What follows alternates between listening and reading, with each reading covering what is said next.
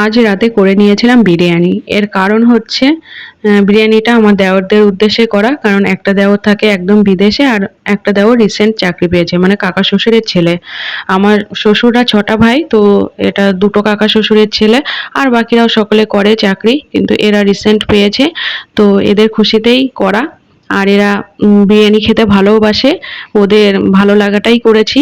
আর বিরিয়ানিটা সত্যিই সুন্দর হয়েছিল। ওরা খুব তৃপ্তি করে খেয়েছিল। একটা কাকা শ্বশুরের ছেলে, ও থাকে বিদেশে। ও থাকতো আবার এই যে থাকতো, আবার এসেছে আবার চলে যাবে। আর ওই লাল গেঞ্জি পরা ও রিসেন্ট চাকরি পেয়েছে। তো এদের উদ্দেশ্যেই করা, এদের খুশিতেই আজ খাইয়ে দিলাম বিরিয়ানিটা। আর সকলেই তৃপ্তি করে খুব সুন্দর বিরিয়ানিটা খেয়েছিল। আমি নিজেও ভাবতে পারিনি যে বিরিয়ানিটা এত সুন্দর হবে। আর ওরা বিরিয়ানিটা পছন্দ করে বলেই ওদের উদ্দেশ্যেই বিরিয়ানিটা করা হয়েছিল। তো এখনকার মতো এটুকুই, পরে দেখা হচ্ছে। Good night.